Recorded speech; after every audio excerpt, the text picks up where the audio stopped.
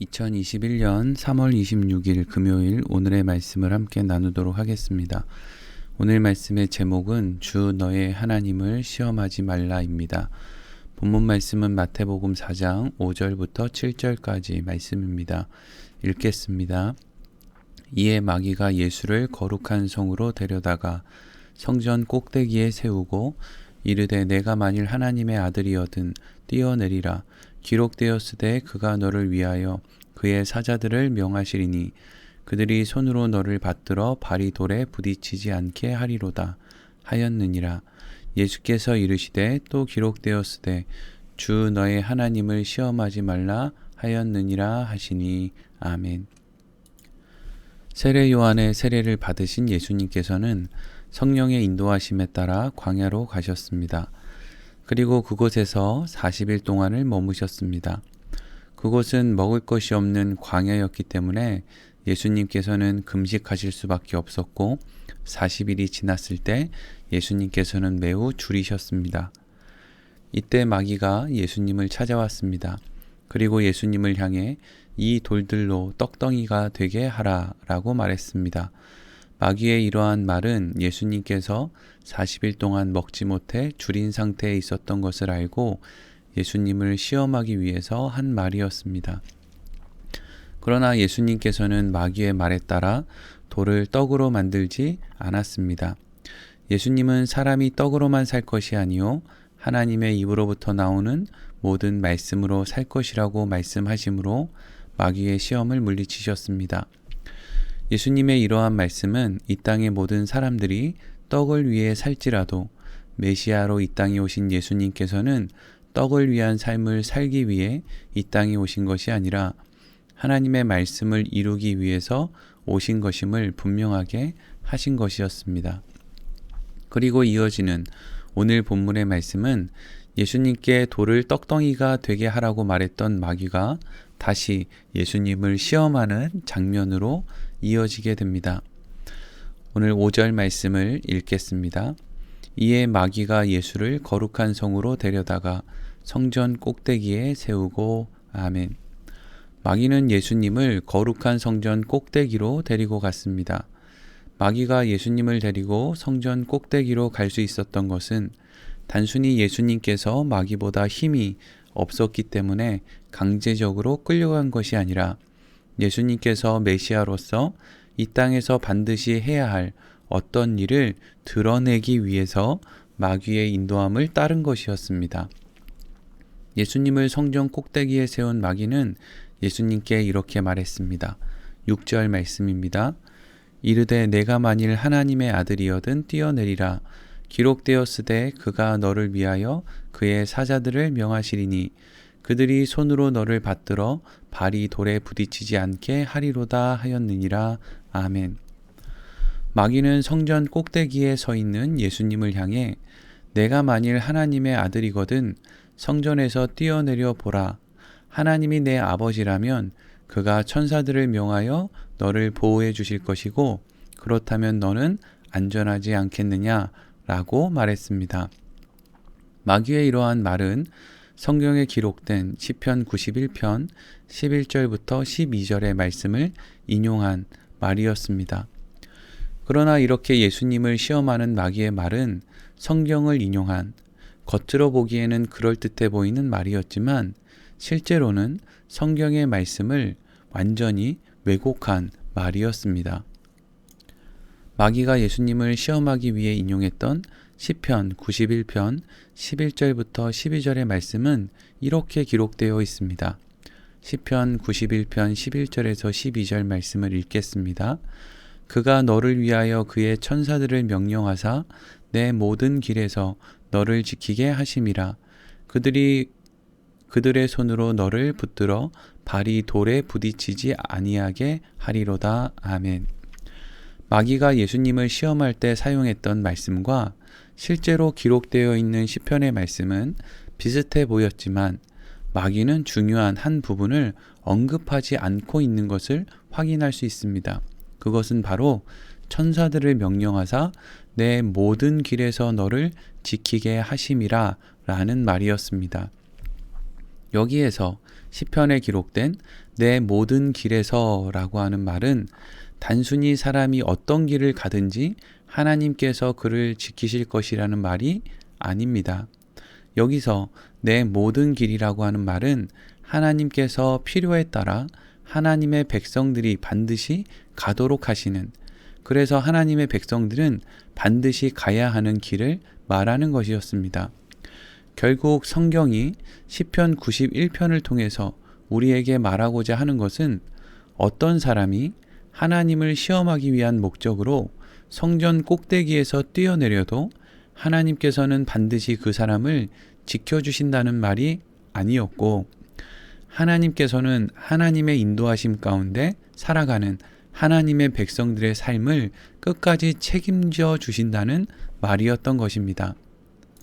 그런데 마귀는 이러한 말씀을 왜곡하여 하나님을 시험할 목적으로도 얼마든지 성전 꼭대기에서 뛰어내린다고 할지라도 하나님께서 지켜주실 것이니 그렇게 해보라고 말한 것이었습니다. 예수님께서는 이러한 말을 하는 마귀에게 이렇게 말씀하셨습니다. 오늘 7절 말씀입니다. 예수께서 이르시되 또 기록되었으되 주 너의 하나님을 시험하지 말라 하였느니라 하시니. 아멘. 예수님을 시험하는 마귀에게 예수님께서 하신 말씀은 하나님을 시험하지 말라라는 것이었습니다. 예수님께서 말씀하신 하나님을 시험하지 말라라고 하는 말씀은 출애굽기 17장 7절의 말씀을 인용해서 하신 말씀이었습니다. 예수님께서 인용하신 출애굽기 17장 7절의 말씀은 이렇게 기록되어 있습니다. 출애굽기 17장 7절 말씀을 읽겠습니다. 그가 그 곳 이름을 마사 또는 무리바라 불렀으니 이는 이스라엘 자손이 다투었으며 또는 그들이 여호와를 시험하여 이르기를 여호와께서 우리 중에 계신가 안 계신가 하였음이더라. 아멘. 예수님께서 인용하신 출애굽기 17장 7절 말씀의 의미는 광야의 길을 걸어가다가 물이 떨어지는 것과 같은 상황이 일어난다고 해도 그 상황으로 인해서 하나님께서 늘 우리와 함께 하신다는 것을 결코 의심해서는 안 된다는 것을 의미하는 말씀이었습니다. 즉, 이 말씀은 예수님께서는 어떠한 상황 속에서도 하나님을 믿고 신뢰할 것이라는 분명한 선언이었던 것입니다.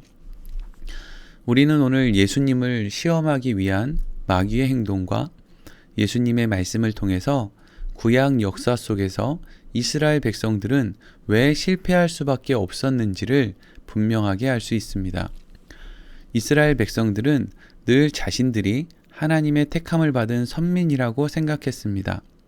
이러한 이스라엘 백성들의 생각은 자신들을 특별한 존재라고 믿게 만들었고, 그렇기 때문에 하나님께서는 특별한 존재인 자신들과 늘 함께 해주시며 자신들의 필요를 채워주실 것이라는 생각을 하도록 만들었습니다. 그러나 이러한 이스라엘 백성들의 생각은 자신들과 함께 하시는 하나님을 이용해서 자신들의 필요를 채우려고 하는 데만 사용되었을 뿐, 하나님께서 자신들을 어떠한 것을 이루기 위해 택하시고 또 그들과 어떠한 이유를 위해서 그들과 함께 해 주시는지에 대해서는 그들은 조금도 관심이 없었습니다. 그래서 그들은 그들의 인생에 그들이 원하지 않는 어려움이 찾아왔을 때, 예를 들면 광야에서 물과 음식이 떨어지는 상황이 일어나거나 강한 적들의 공격을 받게 되는 일이 일어났을 때 그들은 하나님을 원망하고 불평을 쏟아냈던 것입니다. 이것은 마치 오늘 말씀에서 마귀가 예수님을 시험했던 것과 같은 내용의 것이었습니다.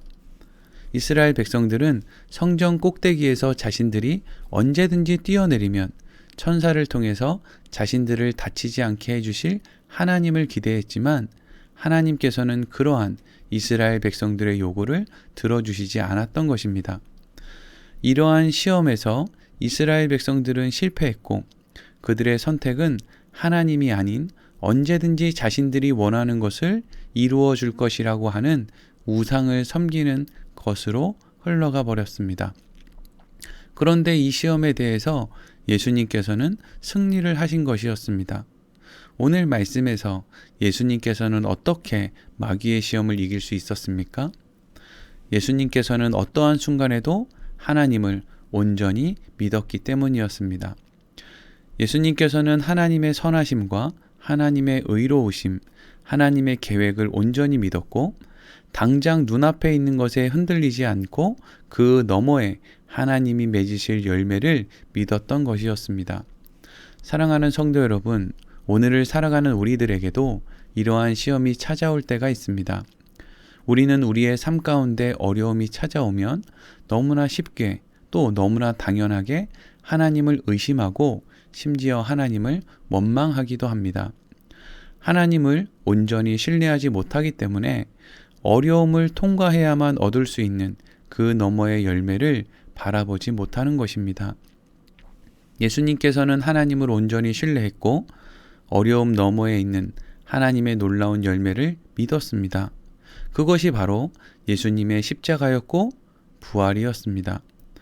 예수님께서 하나님을 온전히 신뢰하지 못했다면, 그리고 그 십자가 너머에 있는 구원의 열매를 온전히 믿지 못했다면 어떻게 십자가에서 예수님께서 죽으실 수 있었겠습니까? 그래서 우리는 예수 그리스도를 통해서 하나님을 신뢰하고 하나님을 믿을 수 있는 것입니다. 하나님께서는 우리가 아직 죄인 되었을 때에 예수 그리스도를 십자가에 내어주심으로 우리를 향한 하나님의 사랑을 확증하신 분이시기 때문입니다. 여러분, 하나님을 믿는 것, 하나님을 신뢰하는 것, 그리고 하나님께서 우리의 삶을 통해서 놀랍고도 분명한 열매를 맺으실 것이라는 기대를 가지고 사는 것은 그리스도인들의 마땅한 본분이며 유일한 우리를 담대하게 만들어주는 유일한 일인 것입니다. 오늘 말씀을 이렇게 마치도록 하겠습니다.